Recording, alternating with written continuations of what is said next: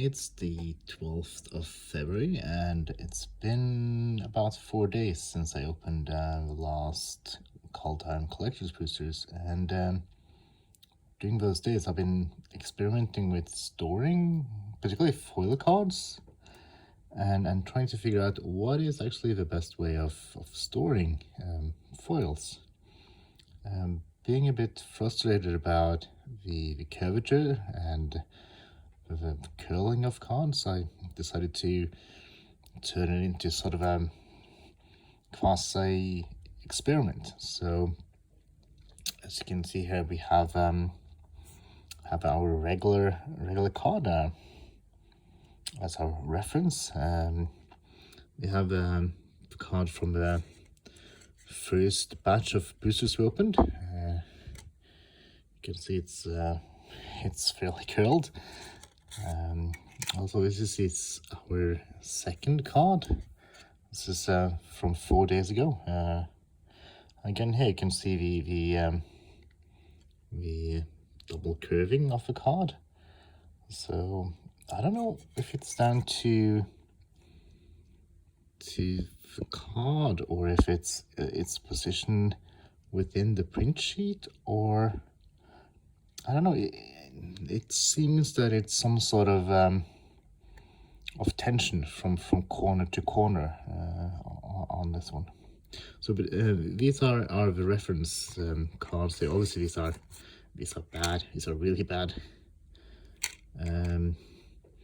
Of course, the obvious choice here would be to double sleeve. So this is what I did with my rare cards, and you can see how they have dragon shield inner and outer sleeve, and as you can see, it's flat basically. I'll take one out and you'll see. So this is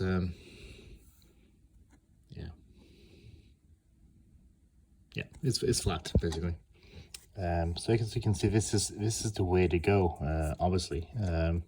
But how do you store the non-rare, non-mythic? Like, would you do this to uncommons and commons?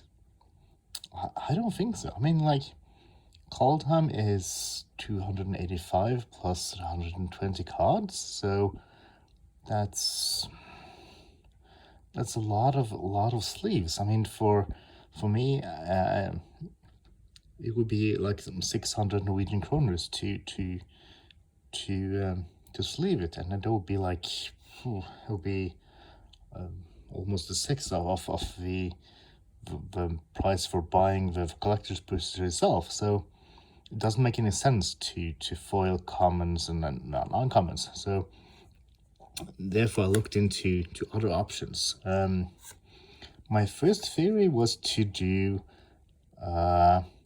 airtight. So I placed the cards in a Ziploc bag, and this would be essentially the same. Like, there would be no air, but as you can see, some of these cards are obviously not done very well.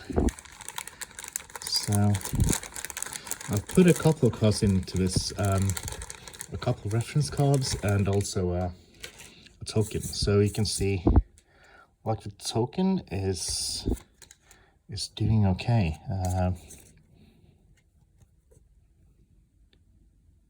It's a bit of curvature, but not that much.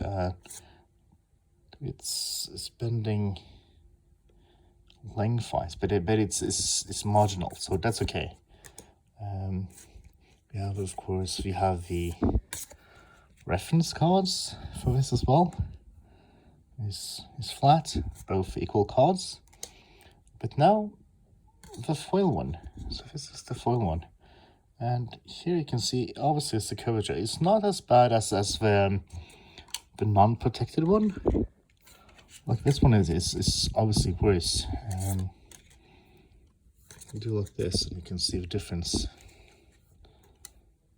So you can see the Ziploc bag in the middle here has done a bit better than the unprotected in the air one, but still that means that not even an airtight seal is good enough. Looking at the other cards here, there's some differences here. It's not as bad, but there is definitely something there. So if it's not the air, could it be like the moisture? So I'll test it out doing the small bags with silica in it. So here you see you'll have 2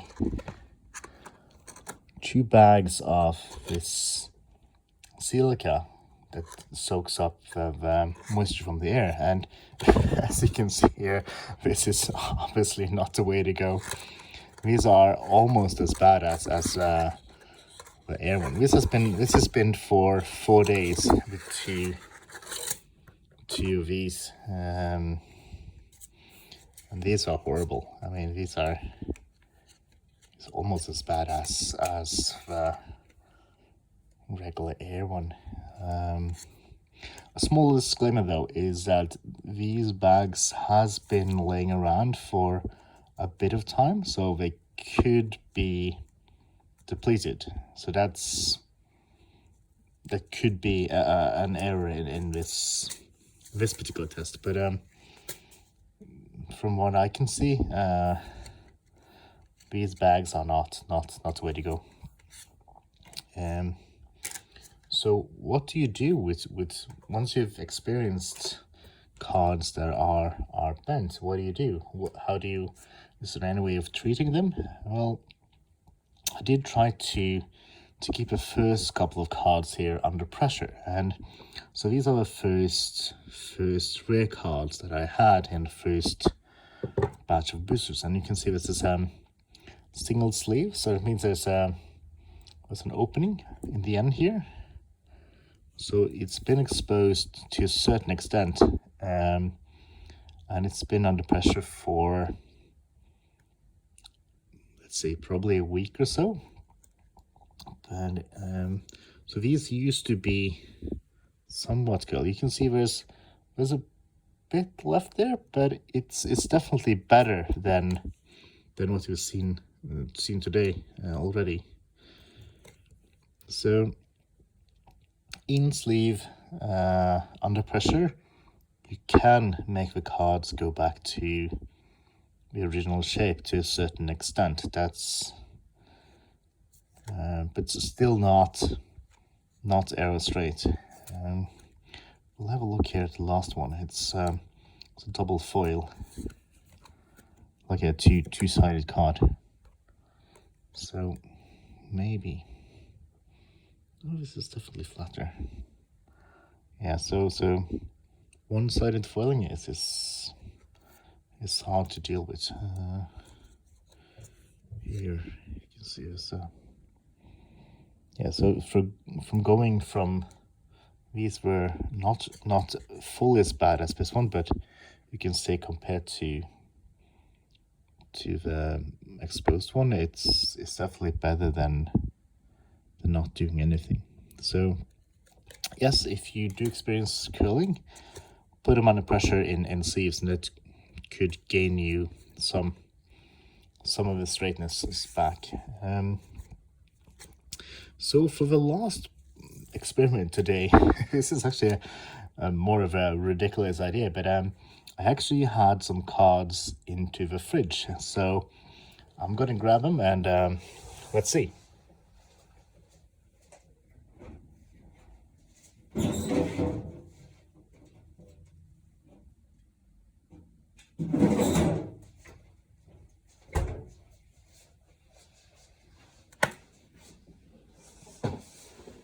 So here are the cards from the fridge. So you can see here, let's see, maybe I'll do, you can see the maybe the coldness on them. It's getting warmer. But interestingly enough, this is both exposed cards and unexposed, and interestingly enough, after 4 days in the fridge, these are fairly straight. So that's kind of interesting. I mean, the fridge is airtight to a certain extent, but the volume is plentiful compared to the Ziploc, and also the cool temperature should in theory, based on the Moliere diagram, would mean more moisture in the air. So I was actually expecting these to curl up quite badly, but they haven't. So, and of course the double sleeve ones are behaving as expected. So no differences here.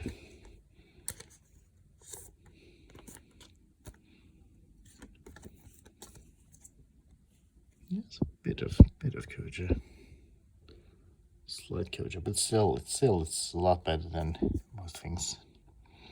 So what does it mean? I mean, should we all store our foils in the fridge? I don't know. I have no idea, actually. This is one of the things I'm going to experiment a bit and see.